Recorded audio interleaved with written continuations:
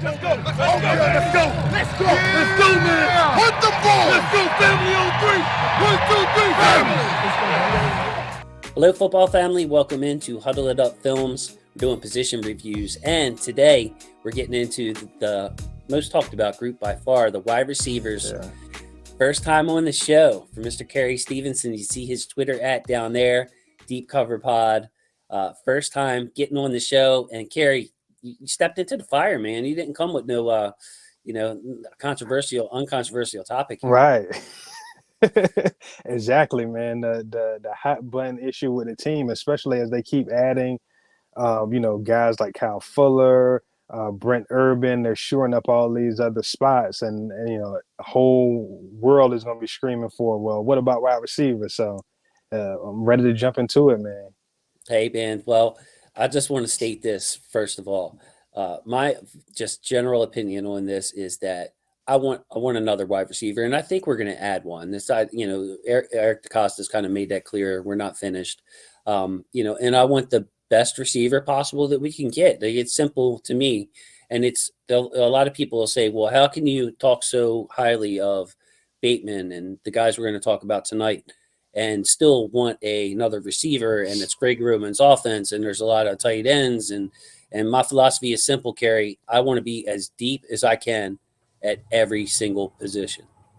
Exactly, man. And it's kind of mind-boggling to me when you look at DeCosta's track record with this roster. He's always trying to build on depth.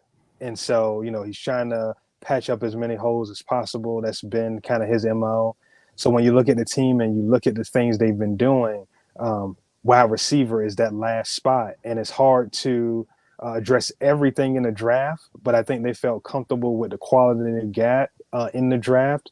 And like I said, with the Urban move, with the Fuller move, they kind of plugged some other kind of concerns, some holes. That last kind of glaring thing is that wide receiver. And like you, I feel confident that before they kick off the regular season, there's going to be an addition to this wide receiver core.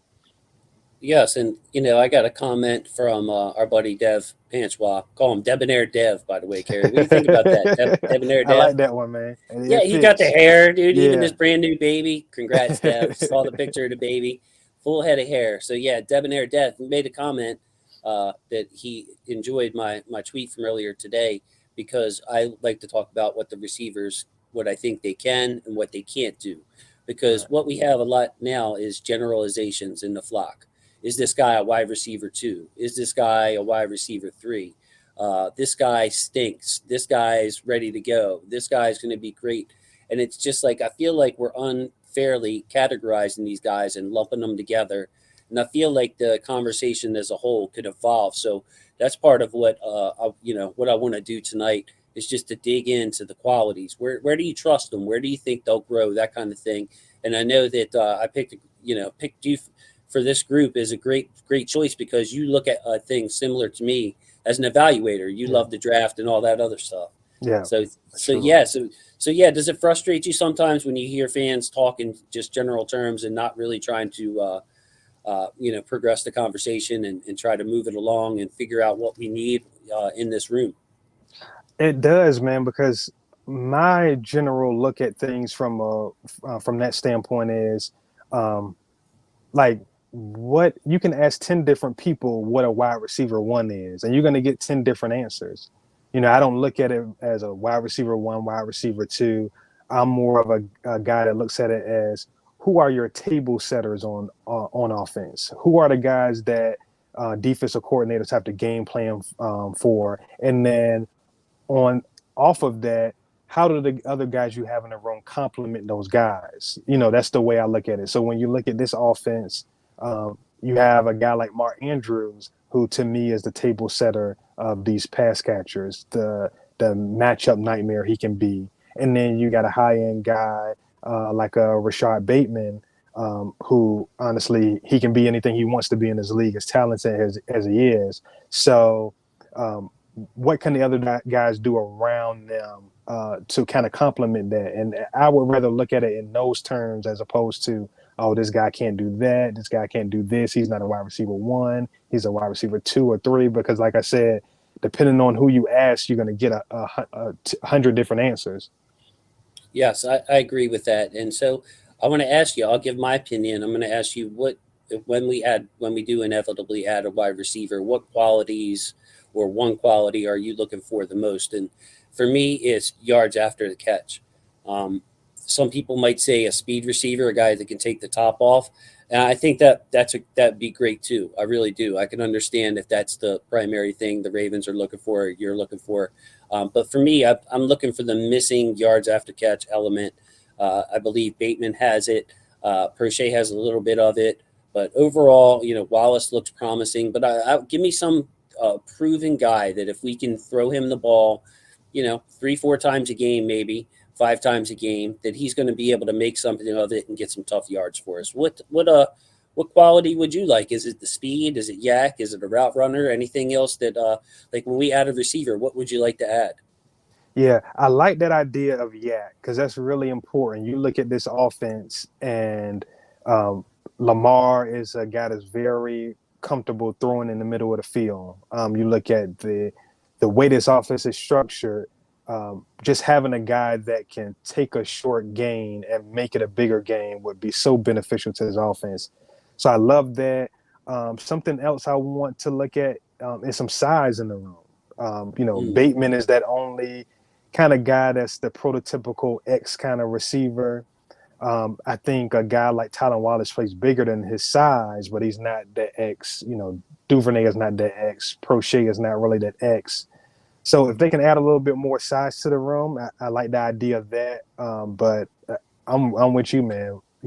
Having that guy that can excel after the catch would be a huge plus to this offense.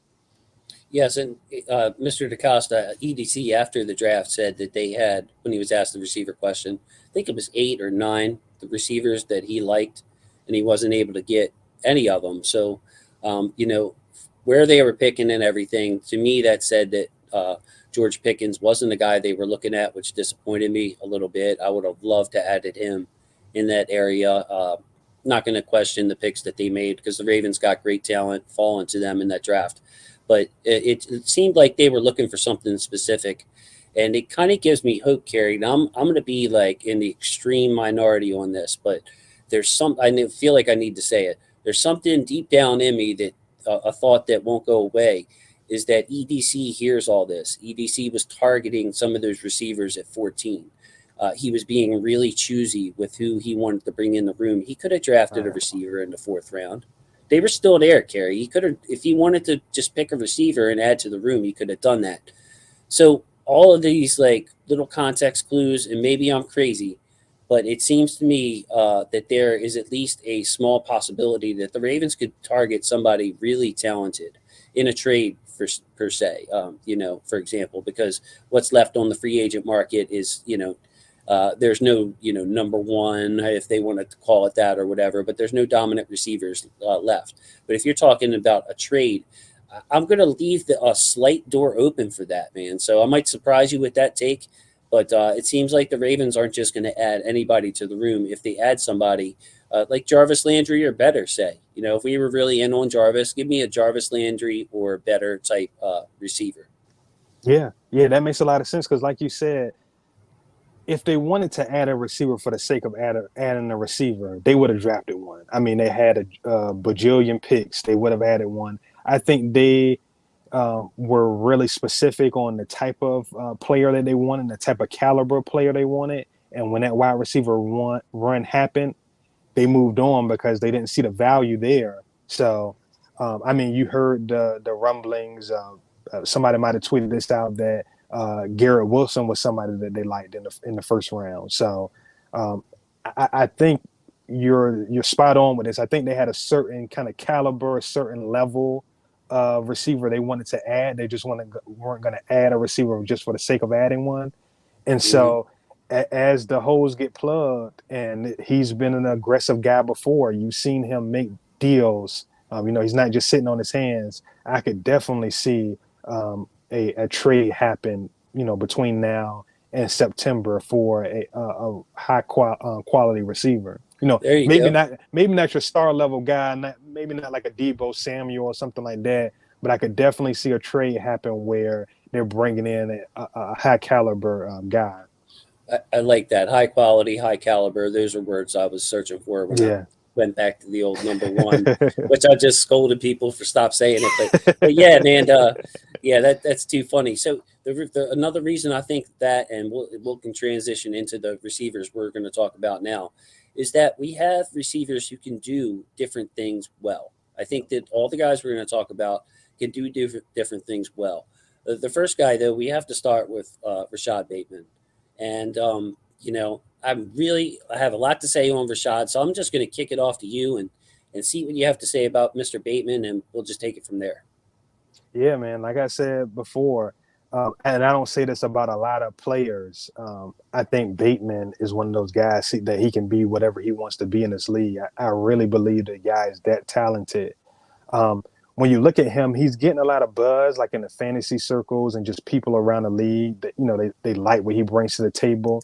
But I think even that is kind of being undersold as far as his overall upside, because he's so kind of polished and he brings so many different things to the table. But he doesn't have that one like standout trait. He's not 6'4". He doesn't run 4.27. But I think he's going to be one of those guys that you move around and you just kind of hunt mismatches with, because he can play all three positions. He can play all three wide receiver positions well. And he just brings so much to the table that I think that's going to end up being his calling card. Move him around, hunt mismatches. You saw last year when they really kind of took the training wheels off with him. He's a guy that Lamar trusted on the boundary. He threw to him down the field. He threw to him in contested situations. He made plays underneath, yards after the catch, those kind of things. So I think that's all stuff you're going to see kind of grow as we go along. And the sky's the limit for this guy, man. Like I said, he can be whatever he wants to be in this league to me. So I love the point that you made about Lamar trusting him downfield, because that hasn't always been the case with Lamar. In fact, it's something that I've been wanting to see out of Lamar, and more out of Lamar. But on the other hand, Carey, I can't blame him, for everything that Hollywood does well. Catch radius and 50-50 balls, Right. Really, they aren't a part of his game. And then Miles Boykin, my main knock on him all the time he was here was that he doesn't really use leverage at all. It takes him a long time to find the ball. It takes him a long time to adjust to the ball. So, yeah, he can jump up and go get it if you ask him to, but there's a high probability that you're going to see deflection, maybe even an interception. It just lowers the chances on a low percentage play in the first place. So, and Lamar, of course, has always had these safety blankets over the middle, and so effective throwing to Andrews, and you look at the catch percentages over the middle, man, it's just ridiculous when it comes to Lamar. But Bateman, he did take some shots, and Bateman came through, and he did it for Tyler Huntley too. So Bateman has proven he can make the play downfield, and when we're looking at replacing Hollywood's touches, obviously a lot of these targets are going to go to Bateman, and I think people will be pleasantly surprised with the results, even on the deep ball, for that reason, Carey. Be like, all right, well, Hollywood's definitely faster than Bateman. He was probably the fastest guy on the team, and now we need a deep threat. But you don't need to be fast to be a deep threat. Bateman is plenty crafty enough to make a move and get a little separation, and he's not slow. I mean, the guy looks like a 4.4 guy to me on tape. Yeah, for sure. And one thing about him, and you can continue to see this evolve, he can stack guys. He gets out there and he can distance himself from the corner in that way, and he's getting better and better at not getting rolled out of bounds by physical play, a physical corner. And I think that part of his game is just going to continue to evolve. Like you said, Hollywood is that guy that had that long speed and kept defenses honest. But I think you're going to see more of a connection downfield with Bateman than you saw with Hollywood for those very reasons. So we're both on the same page with this. I was kind of hoping that you would take another angle here just to have a discussion. But man, Carey, honestly, if you took the number of targets on average Hollywood's season. Like the end of last year, or the end of last year was tough for him because we really weren't giving him a chance, and Tyler Huntley, and it was a lot of short stuff. But talk about your average Hollywood Brown during a game. You know, he's going to get his 8 to 10 targets. You give those 8 to 10 targets to Rashad Bateman, and I think fans are going to be pleasantly surprised with the results of this. Like you talk about even from a fantasy perspective, I would draft Bateman where I'd draft Hollywood Brown. And you know what? I'm a little biased on play style and the yak that Bateman and the way he fights. And then the red zone, I could see this year him exploding in the red zone and reaching, 8 to 10 touchdowns. That's a guy who, production wise, I mean, it isn't fantasy football, but you're talking about yards per target, yards per route run, all that kind of stuff. If Bateman is trusted to the point that Hollywood was trusted, I could see him putting up those numbers. The main question, though, is the chemistry. I'm not even talking about the off the field chemistry, but Hollywood and Lamar put in some years together and some serious practice time together. It translated to the field. And when I'm looking, that's the main question mark to me with Rashad Bateman, is how much will he be used and what will the rapport look like between him and Lamar Jackson? Yeah, it's going to be interesting, man. I think last year was kind of a telltale sign of things to come. Like I said, they had the training wheels on them early, coming back from that core muscle surgery. And then there was just kind of a weird period where I don't feel like they used them as much. We're not privy to what's going on in practice. We don't know any of that stuff. So I don't know what was going on there. But then something kind of clicked. And I don't know if it necessarily clicked with this play or kind of clicked with the coaching staff to say, hey, this guy's too talented. We got to let him go. And the minute they did that, you saw production. I mean, he had some big time games. And so some nice catches in there too. Oh yeah. So I think they understand going in what they're dealing with. They understand the talent that this guy brings to the table. So like you said, it's just up to him and Lamar to get on that page and build that rapport. But like I said, man, sky's the limit for this guy, man. I mean, at all different areas of the field, I think he's going to be able to create mismatches. It was one of my frustrations with the coaches last year was it seemed like they would target Rashad in that first 10 scripted plays or 15 or however many they have, and then they wouldn't go back to him. Like, I felt like there was a lot of meat on the bone. Even last year, it's just like, man, every time we target this guy, what was it? He had like his first 10 NFL catches were all first downs or some kind of crazy number like that. It's like, just get this guy the ball. You know what I mean? Line him up in a 3-by-1, put him out there all by himself, and make them cover him because he can really open up the field. The versatility, that's why I want to close it out on, Carey, because you mentioned a couple of times. Yes, and yes. Rashad Bateman, playing X receiver, I think, which is where most fans expect him to take up most of the time.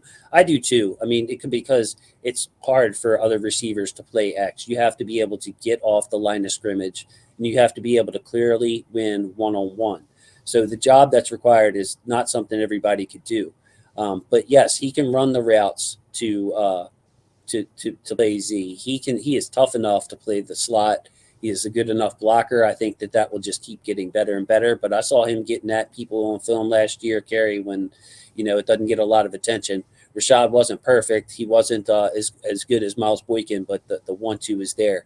So I love your point, man, on just being able to move Rashad when we can. And maybe a guy like Wallace or somebody else that we're going to talk about tonight could take some reps at X. Maybe one of these new guys, maybe a guy we add to allow that flexibility to move Rashad around. But yeah, man, just a great young player. I expect big things from him. Oh yeah. Like you said, that ability. And to me, it's about hunting mismatches. Maybe it's a week where, and not to say that you're going to hide him from top corners, but maybe there is a week where you have these top boundary corners that teams don't necessarily move, but you got a mismatch with a 5'8" guy inside. Stick him in the slot, find him some targets there. All the best teams in the league with these top receivers are doing this. They're moving these guys around and finding advantageous matchups.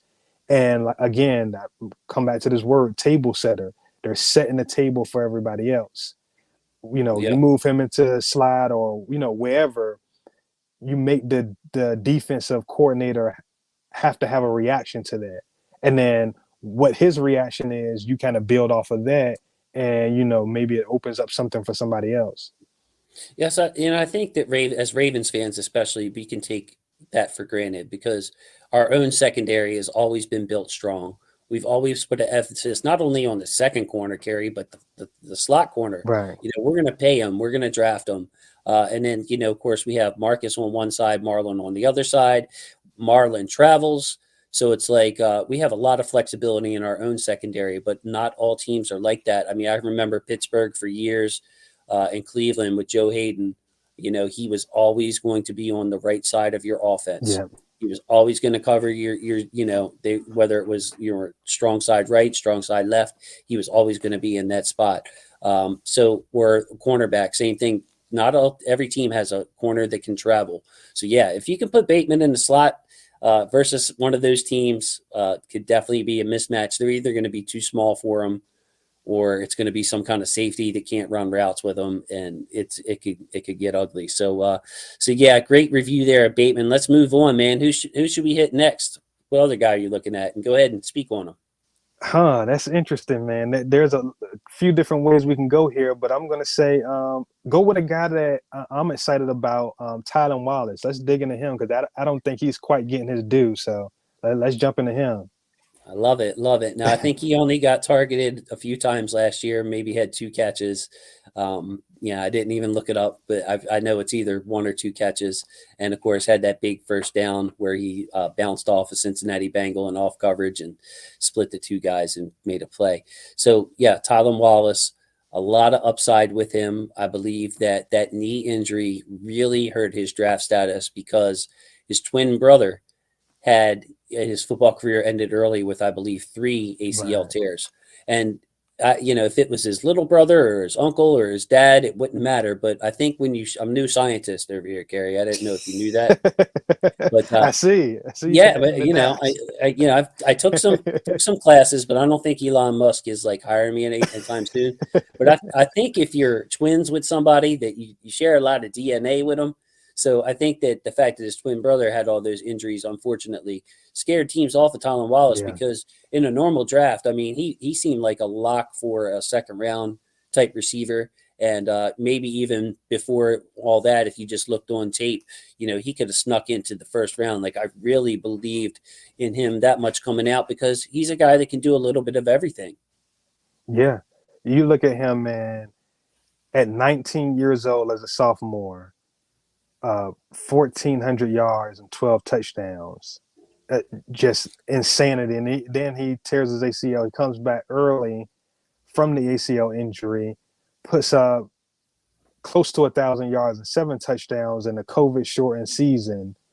And when you look at him, if you go before he tore his ACL, if he would have came out in that draft, you're talking about a guy that's probably going mid to early day 2, maybe even sneak into the back end in the first round. Yeah, man, I was thinking top 40, top 50, something like that. Yeah, I mean, he has that kind of ability. And shout out to my co-host, Chris Aguilera. Chris is the guy that put me on to Tylan. He was one of the first guys I watched pre-draft.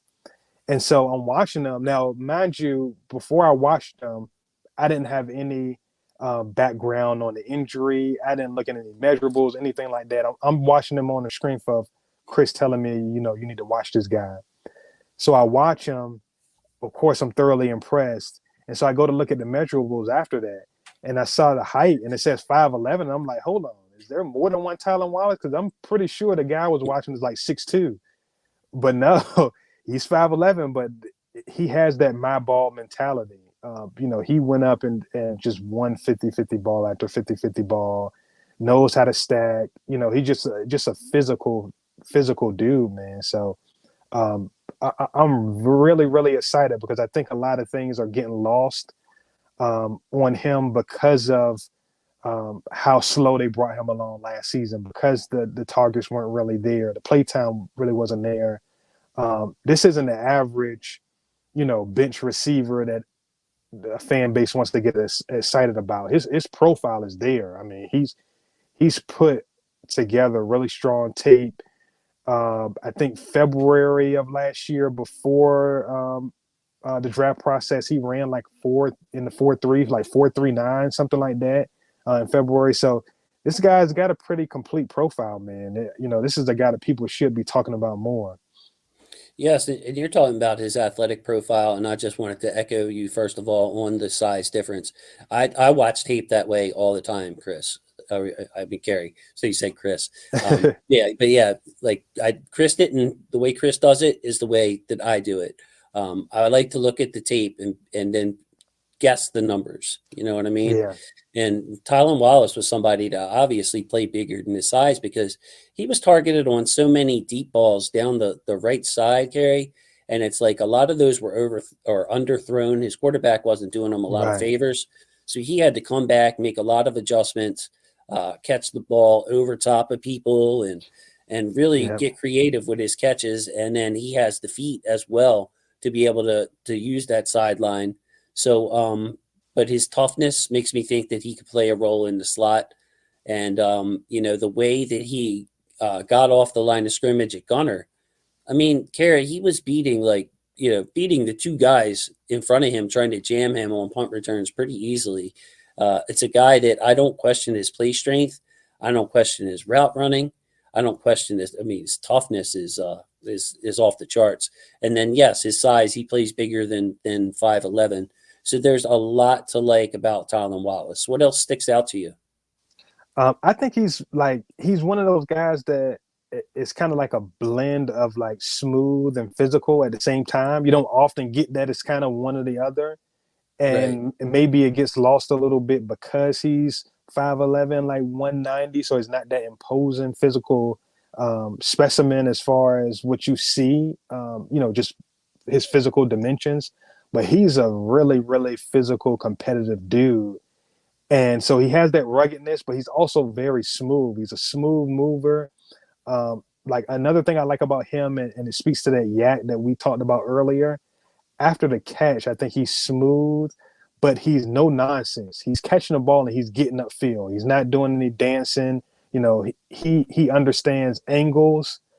So he's catching the ball, he's taking a proper angle, and he's getting upfield. And so I think he can do some damage after the catch with the squad because of that, man. So, Carey, I had a long talk with somebody that I associate with that is anonymous, but he's with another organization. And the name that he brings up with Tylan Wallace is Golden Tate. That's who he sees. He sees Golden Tate. And, Golden Tate has some true speed. And I'm glad that you pointed out that this, Tylan ran pretty fast. He's faster than you think. But that toughness, the being able to go over the middle, being able to move inside, outside, the versatility of Golden Tate. Man, if Tylan Wallace is a Golden Tate-like player, the Ravens, that would solve a lot of issues for the Ravens in that room this year.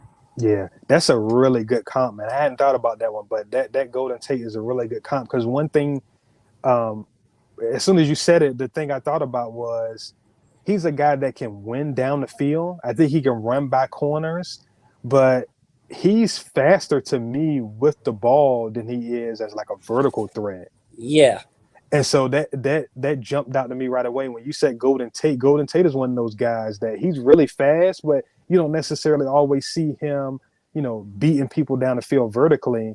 But what you do see is after the catch, if he has an angle, he's stressing that angle. You're not. Mm-hmm. He's not a guy that, if he gets enough room, he's gone. Like you're not catching him. Like he's that fast with the ball in his hand. So I definitely see that parallel between him and Tylan Wallace for sure.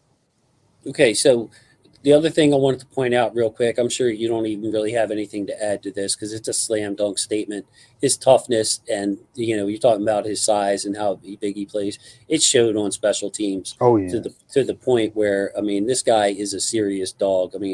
There are cornerbacks who don't tackle. There are defensive guys who don't tackle as well as Tylan Wallace was tackling last year and is, I don't want to say reckless because they were form tackles, but just his physical trying to take your soul type tackles on special teams. And that's just the way he plays all the time.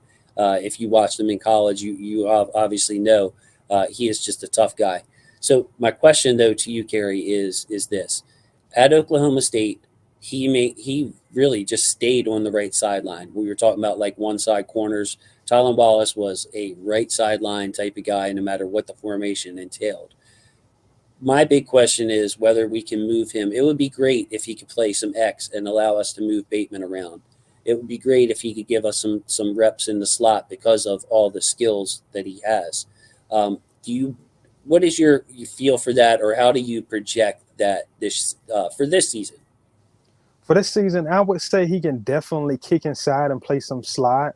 I'm not sure yet as far as him being able to go out there on the X and play that boundary yet. I think that usually takes a little more time and more seasoning for college players to kind of make that transition. And like you said, at Oklahoma State, he was playing that Z position. And so, you're not seeing a lot of press coverage in college anyway. To ask him to kind of make that jump before he even makes the jump into being a productive wide receiver may be a little bit too much. But I definitely think he's a guy that can kick in and play some slot. And from a competitive standpoint, from a physical standpoint, from a determination to work, I don't think it's going to be too long before he's able to kind of go out there on that boundary and do some things. But I would say as far as maybe this year, kind of more that Z, more that slide. That's kind of what I'm feeling now. I think that depending on who else the Ravens add or what the situation is during the season, that could change really quickly, as you know. But I think that he'll be given a chance maybe to play X. And again, for fans, the main thing with X receivers, you have to get off press coverage. So I think, obviously as physical as he is, he's not the quickest guy getting off the line, but, he hasn't been tested in that area. So, maybe he is good enough getting off the line. Right, he's certainly physical. And maybe he can be the guy that is able to do that. So maybe he gets a chance in practice, Carey, see what he does when Marlon's pressed up against him, and maybe he earns a snap. At least if he can keep the defense honest enough to be able to play that spot and move Bateman around, because really if you're moving Bateman around, he's going to be the focal point a lot of times on those plays. But be like, okay, well, if Bateman's covered and they take this away and Andrews is being doubled, is Wallace going to be, can we throw it to him down the field, that kind of thing. So it'd be really, really interesting to see. Anything else that you had to add on Tylan before we moved on? Just to kind of reiterate what you talked about, that the reason why I'm not, obviously I feel like they're going to add a receiver, and I think they should. But the reason I'm not panicking per se is the competitiveness in the room with these guys. The guys that we're going to hit on all tonight are really, really competitive dogs. Like, these guys really get after it. You watch Tylan, like you say, you watch him cover kicks. We're going to talk about Duvernay. You watch him after the catch. Go back to Texas. You watch him after the catch. You watch a guy like Proche, who we're going to get into. Watch the kind of steps he made, like a preseason, getting that penalty, scoring that touchdown on a guy. Like, these are competitive, really physical guys. So, I feel a little bit better about the room, even though they're young and inexperienced. These are guys that are going to work, that are going to get after it. And, if one or two of them don't make it, it won't be for a lack of competitive drive, for sure. You know what? It seems like it now. I've thought this before, but it's one of those things that's tough to say out loud or go on record by saying, because, you don't know, it's a short sample size, but there definitely has seemed to be a difference in Eric DeCosta's draft strategy when it comes to wide receivers. Yep. When you look at the temperament, the play temperament of Hollywood and Miles Boykin from the 2019 draft, and then 2020, you get Devin Duvernay, no nonsense guy, James Proche, and then last year with Bateman and Wallace. Those are all guys that Hollywood worked his butt off. Don't get me wrong, but it's talking about, like, with the ball in your hands, wanting the smoke, that kind of thing. all those guys, I could see all of them, and they really, except for Bateman, they have play special teams and be physical, and that translates to their game on the field. So I'm bringing up James Proche, man. Now, Nice. you may not know this, Carey, but I'm the president of the James, or I'm at least a client. Remember that old commercial? May not be the president, but I'm at least a client. Yeah, James Proche has been my guy since the start. And Nice. Carey, there's nothing that he's done since he was drafted that tells me anything different. It just makes me more and more confident in the player himself. I'm going to start by saying something a little bit bold. I think that if James Proche is just placed in the slot and you allow him to run routes out of the slot, that he will be, right now, he is a good NFL slot receiver. You can do pretty much anything you want for him. He doesn't have to command a high percentage of the targets, but you're going to get a good performance out of James Proche because he can do a little bit of everything. Carey, another guy that plays well beyond his size, man. Yeah. Like he plays well beyond his size with his catch radius, his athleticism, and really just his overall physicality. Love him. For sure. He's another guy. I remember watching him pre-draft. No, after the draft. I watched him after the Ravens drafted him, and I'm watching him, and this was my one big takeaway. I said that if he plays with more force in the NFL, he's going to be a guy that's going to be a snap-worthy player. He's going to deserve to be on the field if he plays with more force. Now, you go to last year, and you watch that Denver game, you watch that Cincinnati game. This is a guy that played with more force, and you saw the results of that. His ball skills are unreal. Like, his ball skills are unreal. He's smart. He knows where to be on the field. Like you said, he's just such a well-rounded guy. But when you look at his size, he's 5'11", 6 foot. He's not the quickest, he's not the fastest, doesn't have all those things. So that's where I said the force had to come in at. When you don't have those things, you have to play with force, at the catch point. At the top of the route, you got to play with force. And I felt like that would carry him over because, he has all the gifts as far as what he can do catching the football. And so he did that, man. And I'm right there with you. Like, he's a guy that deserves to be on the field. He's a snap-worthy player because of that. And he's a guy that, he has a special teams background, so he gives you depth in the special teams department. But he's a guy that should be in that rotation, to me, for sure.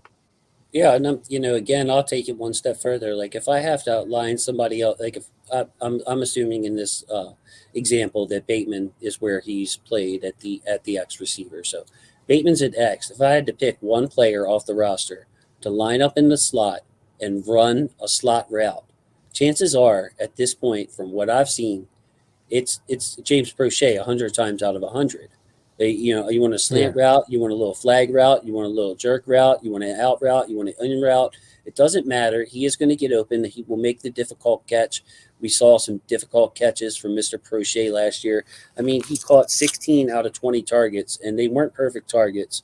You're talking about 80% completion percentage. And so as a route runner, I feel like he is the best route runner out of the guys we're left talking with. Bateman obviously can run routes, but there's somewhere to be said for what he appears to lack physically as far as the long speed or obviously his frame and size. He makes up for it by being an educated, a creative route runner. It's just subtle things that he does, whether it be a head shake, a shimmy. He's got fire feet, very quick feet, I think. We don't have the long speed or burst, but very quick feet and some creativity where he can create enough space, I believe, at the NFL level.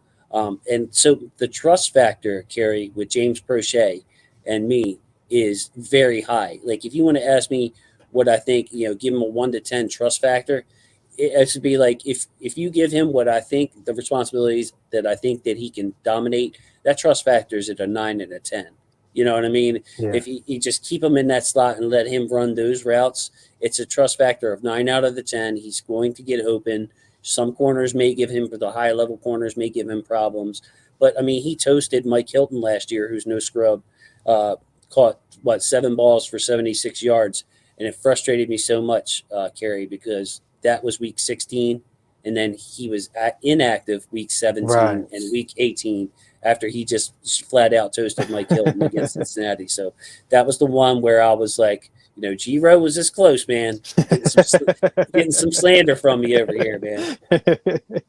Yeah, man. I came away very impressed with him because, like you said, he's a guy that is going to be where he's supposed to be. He's going to catch the football. But something about him being only like 5'10", 5'11", and not being the longest guy, but his catch radius is larger than a guy that size typically. Like he can make some circus catches. He can do some things that you wouldn't necessarily think that a guy that size is able to do. And like I said, he brought that dog last year. He played with more force, and that showed up big time. And I really agree with what you said about the trust factor with him. Sometimes it's less about physical attributes, especially with coaches, with getting on the field. They want a guy they can trust in there. They could care less about, if you can run a 4.3, if you do this, you can do that. On Sundays, they want guys they can trust to make the play. And I think he's a guy that you can trust to make the play. So, I mean, he's a guy that I think should be, at the very least, in that rotation. I hope so, Carey, because when I'm looking at the situation in the upcoming season, the last 2 weeks where he was inactive, and I mean Tylan is we just talked about how good he is on special teams. So I'm worried again as an avid Proche supporter that he won't get the chance. I think that's the only thing that's going to hold him back. I think if you put him on another team that spreads the field out more and put him in the slot, he would be a 50, 60, 70 plus catch guy. And if you don't believe Carey and I, of course, my James Proche highlights are available on the channel. It'll show you the type of routes he was running and how productive he was, even on special teams. But go back and watch his college highlights. I mean, it's some of the most ridiculous catches you want to see. And it doesn't matter, he played at SMU. It doesn't matter that he wasn't playing a team like Alabama or Georgia every week. Some of the catches he was making with his eyes closed and people all over him and all this and one-handed. I mean, that's not something that you can just say, oh, well, level of competition wasn't there. I mean, he was doing some high difficulty stuff at SMU. So, I believe his game could even be expanded. I mentioned those little flag routes. So if you send them up the middle, for anybody listening, you have him take a 45-degree angle towards the flag and lay the ball out there. Even if you don't throw that ball well, Carey, I believe James Proche, we've seen it so many times. You mentioned the preseason where he's not just going to be some chump out there and give up on it. He will make a play. He is not going to let that other guy come down with the ball. He is determined to come down with it himself. So plays much bigger than his size, man. Yeah. Much bigger. Yeah, for sure. Yeah, I mean, you look at him, and the big thing that I like to say all the time is targets are earned. Guys go out there and earn targets. So you see him, maybe not play for weeks or, get very much time at all. And then you see him go into a Denver game and get 7, 8 targets, the Cincinnati game going there. I mean, the casual fan didn't know who James Proche was, and he comes out and gets 7 catches in the Denver game, or that speaks volumes to me for a guy to come in and to earn that level of trust, to earn those targets. So yeah, and to not be able to get in the rhythm and then still produce like that. Right. I mean, his catches and opportunities were sporadic, but when they called on him, man, 16 out of 20 times he came down with the football. So yeah, James Proche, I'll go on and be that guy. And I see him.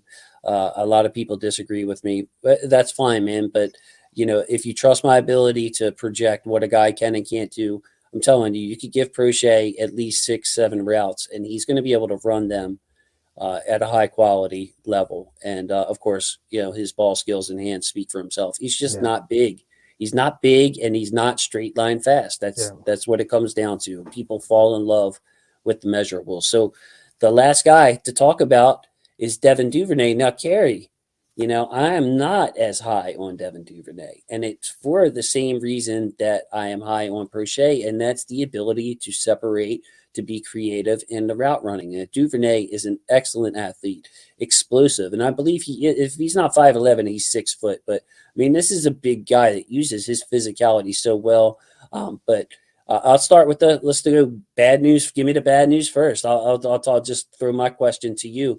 As far as being a route runner and evolving more as like people categorize him as a gadget guy, what is your confidence level that Devin Duvernay can run something other than a slant route and the go route, or crosser, or any of those in breaking routes? That's what I see him being able to do: slant route, crossers, go routes, and that's where my confidence ends in his route running. Right. I would say the same, not necessarily where I don't have confidence that he could do it at some level, but I think you want to use guys to their strengths and maximize what they do well. And for me, like you said, that would be in breaking stuff.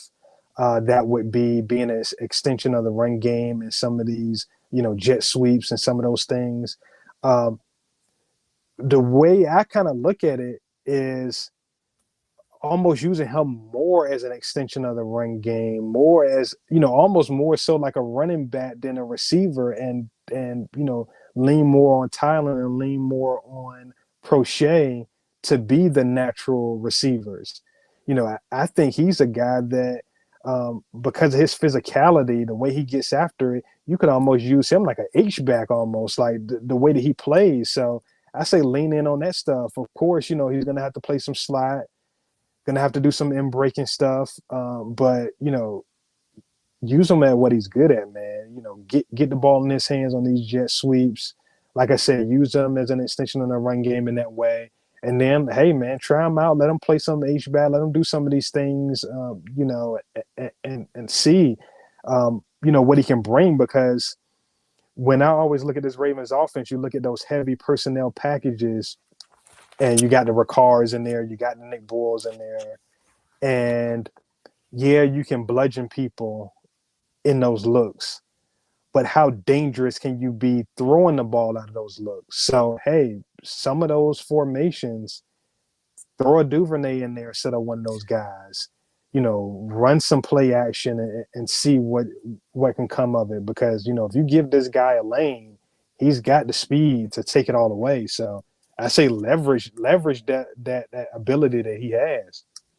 I love it. And I had kind of like I've had slight, not even disagreements, but we see it a little bit differently as far as how effective he is on these sweeps and these targets. He's not really getting himself open. He's being schemed open. So on those plays, he's getting schemed open, and he's either option A, or they're going to pull the ball out of his belly and go somewhere else, or, look somewhere else in the progression. I think that he is very good in that role. Like, real good in that role, where I've had other people say, well, man, you look at, he can't really juke people and make people miss. But Carey, I think he's really good at that role because he's a no nonsense runner with some burst and speed. Like, he's not trying to make you miss. I don't even know if he has moves a lot of moves in his bag, like spin moves and all this. I haven't really seen him do too much. But as far as like finding, trying to run over your shoulder, over your outside shoulder, and wishing you luck tackling him, man, like they peel off the pile, and Duvernay's always like at the very top of the pile. I'm like, how the hell did he keep going that fast, running into those people, man? So yeah, I love his yak, even though he only averaged 8.2 yards per reception. I feel like that was a function of them scheming him open and giving him a lot of short stuff. But do you agree that he's like how would you categorize his ability, what kind of job he does in that role? Yeah, I think you hit it on the head, man. He's a great kick returner. So to me, on offense, get him as many opportunities where you can simulate a kick return. He's not a guy that's shifty. He's not gonna like make people miss in space. But if you give him an avenue, he's gonna get every yard that you can get for him and more, because he has the breakaway speed. And then he's gonna be held to tackle because he's not trying to make you miss. He's trying to go through you. And that's what he brings to the table. So to me, simulate as many as of those kick return advantages in the offense as you can when you have them on the field. You know, those jet sweeps and some of those things that you can do with him, create a runway for him, and he's going to get you yards. And I was such an advocate for that last year. And there was the whole he's not Debo thing. But, I was talking to Ken McCusick the other day, and I was like, well, when Duvernay is stretching the edge on a punt return and then turning it up, those are the same skills as if you just pitched it to him out of the backfield. You don't have to, his vision doesn't have to be great. He doesn't have to read everything in front of him. He's probably just it's his natural skill to see a crease, know when to cut it up and be physical and get you, like you said, more yards than somebody else would, because he's just going to bowl you over when you tackle him. You're just trying to hang in there for the most part, especially the size of the guys that are trying to tackle him. It's just kind of a mismatch in Mr. Duvernay's direction. But yeah, so he only got one actual where he was lined up as a running back last year. If you remember, it was one time, and they were, with him threatening the edge on a read option. And I wanted to see that so much more, because I don't think it takes pure running back skills or experience to do it. You see him do it on the return game. So I'm not confident that he'll be used that way. I mean, if he wasn't used last year in that way, he'll never be used, because it'll never get worse than it was last year, hopefully. Knock on wood. But we have some speed in that room now with Dobbins and Beatty, and of course Gus can do that too. But yeah. So can you speak to your confidence level as far as Duvernay taking some of Hollywood snaps on the sideline? Now let's talk about him as a boundary receiver or as an X receiver to be able to move Bateman around. Like we talked about Wallace in that. We both think Wallace can be moved around. There's a good chance. We both think you just let Proche work in the slot and just be a workhorse there. What about Duvernay? Like, what kind of position flexibility do you think he has?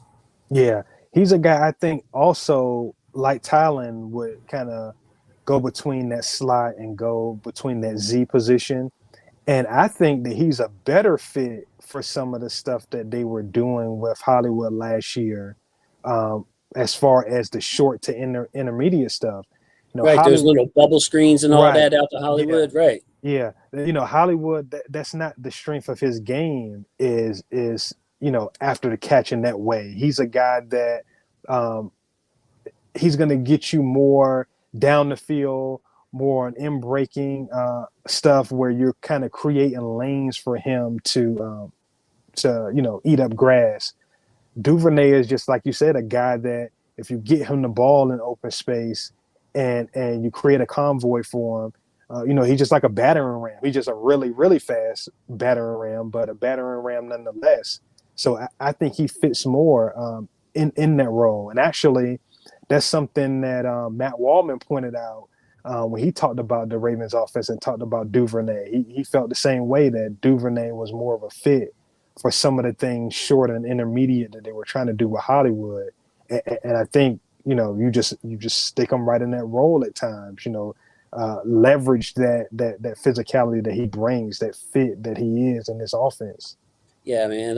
Why were those targets going to Hollywood? It was just to make sure they found a way to get him some targets, because they didn't have faith in Huntley. And really, it's just like, if you wanted to do what's best for the team, you just target Duvernay in those kind of situations. Right. I mean, just because he's not going to take a loss. You know what I mean? Like, he's going to get positive yardage plus +2 and 1. He's an M1 kind of guy. Man. He finishes the M1. So yeah, I'm going to just kind of close out my thoughts with this. Like, in an average game against good players at every position, okay, this is what I would, if we don't add someone, this is how I would attack it. You have Bateman over in his spot, in the X spot. You have Proche in the slot, and you have Mr. Tylan Wallace in that Z, on that right sideline where he is comfortable. And you let Devin Duvernay do what Devin Duvernay has done, in my opinion, at a really high level these last 2 years. And then you get Duvernay involved in other spots as the game goes along. You get somebody at below. But I think that there is if you had to ask me where their best spots are, I feel like there's a clear best spot for each of them, which is Bateman on the left, Wallace on the right, Proche in the slot, Duvernay as H-back in motion, doing all that kind of stuff. So give me, that's why I was saying at the beginning, give me that higher level receiver, the highest level receiver you can, to put the pressure on somebody else and to give us some real depth in that room, Carey. Yeah, definitely. And I like the way that you're looking at kind of deploying those guys. I also think that they probably think a little bit higher of Duvernay than the Than I field do. might think. Yeah. So I think he's a guy that might end up getting that first shot in the slot, and just see if they can kind of create some scheme touches for him, not necessarily to be your traditional slot that runs those traditional routes and does what you normally see from an average slot receiver. I think in this offense, he would be a guy that, yeah, he's going to do some of those things, but I do think that they will also kind of hunt, kind of scheme touches for him, almost in the way that they tried to do with Justice Hill when they first brought him in. Kind of use him as that. But other than that, like you said, I think when you look at playing these guys to their strengths, like you say, play Bateman in that X, Proche in the slot, Tylan as that Z. But I like the fact that some of these guys can go inside and play X. Mm-hmm. I'm sorry, they can go inside and play slot. Now it's about, hey, who's doing what in practice? Who can go out there and play some X? Who can go out there and get off press? And if you can get off a press, they got some burners.